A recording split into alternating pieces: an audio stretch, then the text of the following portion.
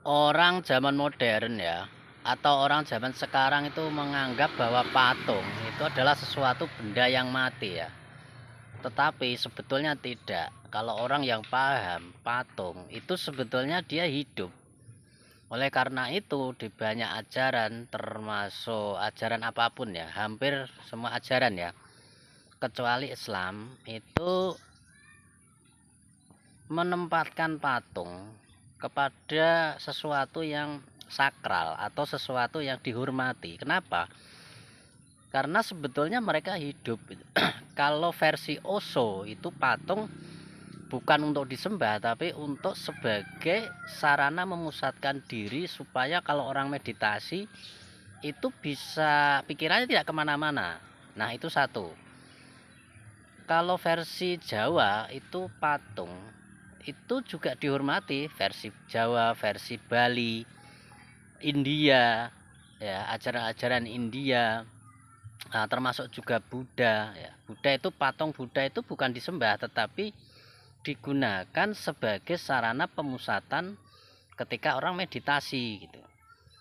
Nah di Jawa dan di ajaran-ajaran kuno, di Bali, di India itu patung dihormati bahkan diberi sesaji karena mereka percaya patung itu hidup. Nah pertanyaannya adalah kalau hidup kenapa itu nggak bergerak kan begitu kan?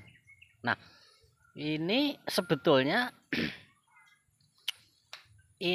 seperti kita, seperti manusia. Manusia itu bisa bergerak karena sukmanya itu nempel ke tubuhnya sehingga dia bisa bergerak dan ada faktor-faktor lain. Tetapi ketika orang melakukan raga sukma atau astral projection, raganya itu ya diam seperti patung, tetapi dia hidup dan dia kemana-mana, dia bisa lintas dimensi, dia bisa pindah tempat, dia bisa melakukan apapun.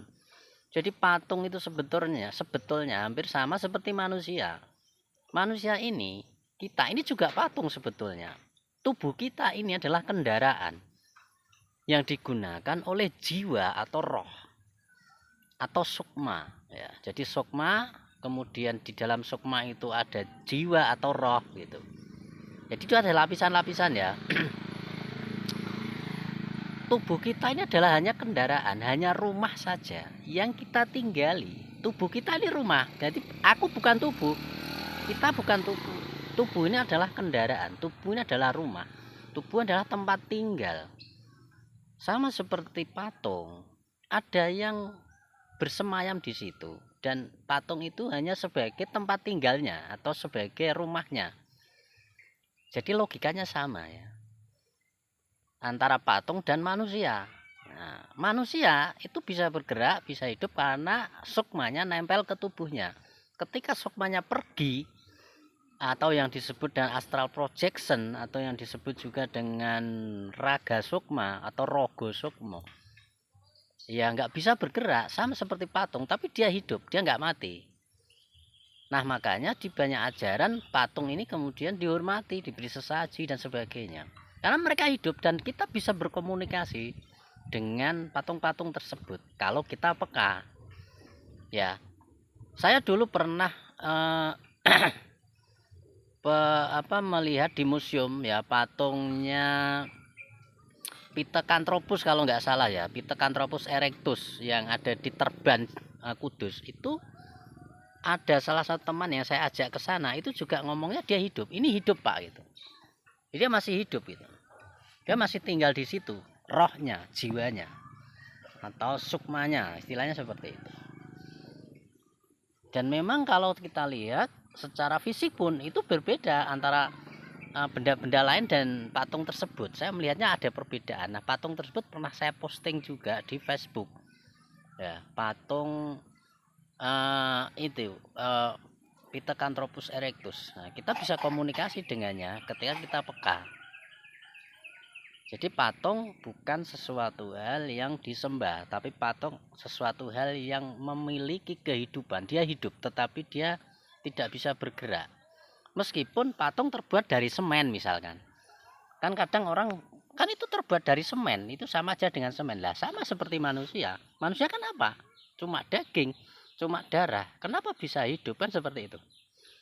Kalau dipikir logika juga sama, manusia itu juga dibuat gitu, juga sama ya kan, cuma daging. Coba daging itu dicampur darah, campur tulang, hidup nggak hidup, karena tidak ada sukmanya, tidak ada yang menempati di situ. Nah, karena aku sebagai jiwa, atau aku sebagai sukma, atau aku sebagai roh bertempat tinggal di tubuh ini, sehingga tubuh ini menjadi hidup. Ya, termasuk ada bahan-bahan lain, termasuk seperti prana ya. Prana itu yang zat kehidupan, energi kehidupan yang dibawa oleh nafas, itu namanya prana. Ya, jadi orang-orang yang mensakralkan patung itu bukan orang syirik atau bukan orang musyrik, tapi orang yang paham bahwa di dalam patung itu hidup, bahwa patung itu memiliki kehidupan dan perlu dihormati seperti kita menghormati sesama manusia. Seperti itu ya teman-teman. Oke.